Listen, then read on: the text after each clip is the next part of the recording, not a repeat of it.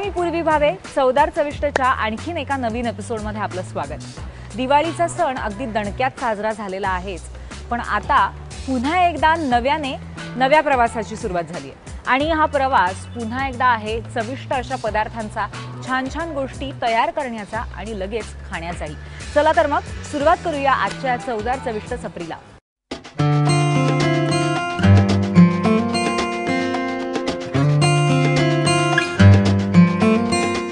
कुठल्याही वेळी खाण्यासाठी असलेला एक अतिशय उत्तम पदार्थ म्हणजे इडली सांबार.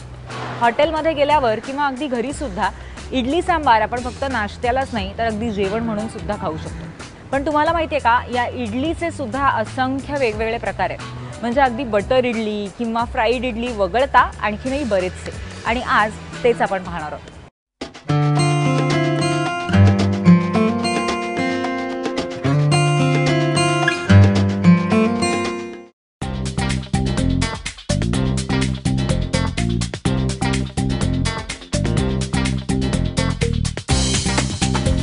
आपल्यापैकी बरेच जण असे खूप फूडी असतील, त्यांना वेगवेगळे पदार्थ ट्राय करायला नक्कीच आवडतात. आता त्यामध्ये सुद्धा एकच पदार्थ असेल त्याचाच वेगवेगळे प्रकार ट्राय करायला सुद्धा आवडतात, आणि त्याच लोकांसाठी आजचा चवदार चविष्टचा हा एपिसोड आहे. असेच काही वेगळे प्रकार दाखवायला मी आत्ता आलेली आहे मुंबईमधल्या इडली हाऊसमध्ये. माटुंगा परिसरात हे एक छोटंसं असं हॉटेल आहे. अगदी 3 ते 4 टेबल्स आहेत इथे, आणि इथे तुम्हाला इडलीचे वेगवेगळे प्रकार मिळतील, खूप टेस्टी प्रकार मिळतील. आता मी यांच्या टेबलवर येऊन बसले आणि माझ्या समोर अगदी भरपूर असे टिपिकल साऊथ इंडियन असे डिश असलेली इडली आणि त्याचे खूप वेगवेगळे प्रकार, पण साऊथ इंडियन टच असलेले प्रकार इथे माझ्या समोर सगळे दिसत आहेत. हे सगळे प्रकार काही नवीन इन्व्हेन्शन नाही आहे, तर हे अगदी पारंपरिक प्रकार आहेत. आपण आता हे सगळे प्रकार जाणून घेऊयात कुठलं आहे ते. सगळ्यात आधी ही इडली तुम्हाला जी दिसते या प्लेटमध्ये, ही आपली रेग्युलर इडली. जनरली नाश्त्यामध्ये आपण इडली खातो, अतिशय हेल्दी असं मानलं जातं इडली जी एक ब्रेकफास्ट म्हणून, किंवा डोसा असेल त्याच्यात. डोस्याचे आतापर्यंत तुम्ही खूप वेगवेगळे प्रकार बघितले असतील, मात्र इडलीचे प्रकार आज आपण बघतो आहोत.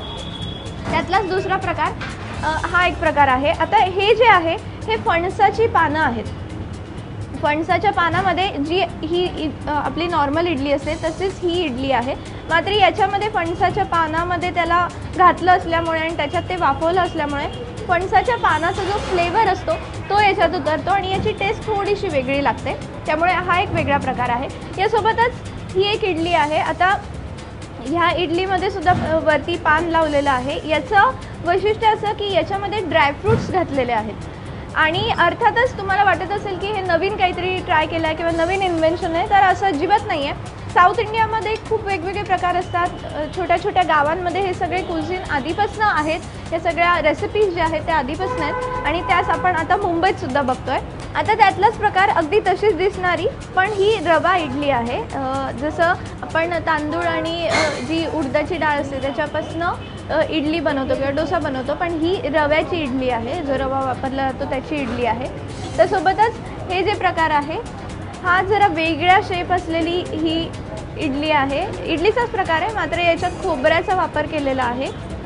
अर्थातच आपण साऊथ इंडिया म्हटलं की याच्यात खोबऱ्याचा प्रत्येक पदार्थामध्ये भरपूर वापर केला जातो, आणि त्यामुळे इडलीसाठी सुद्धा नक्कीच खोबऱ्याचा असं भरपूर वापर केलेला हे आहे. त्यासोबतच ही जरा एक वेगळी टेस्ट असलेली, याच्यामध्ये मिरपूड घातलेली आहे. मिऱ्यांचा भरपूर, काळी मिरीचा भरपूर वापर केला आहे, आणि याच्या लुकमध्येच दिसते आपल्याला. ही एक वेगळा प्रकार आहे. त्याच्यासोबत आणखी एक इथे 2-3 मला खूप वेगळे प्रकार दिसले, ते म्हणजे ही मसाला इडली. ही जी इडली आहे ही यांच्याकडे सुद्धा इडली हाऊसमध्ये सुद्धा आठवड्यातनं तुम्हाला 2 वेळाच मिळेल. आणि या इडलीचं वैशिष्ट्य म्हणजे इतर इडलीचे जे प्रकार आहेत हे जनरली आपण नाश्त्याच्या वेळेला खातो, स्नॅक्स म्हणून खातो, मात्र ही इडली जेवणासोबत खाल्ली जाते. जेवणाच्या दरम्यान ही इडली खाल्ली जाते, त्यामुळे मसाला इडलीचं हे एक वेगळं वैशिष्ट्य आहे.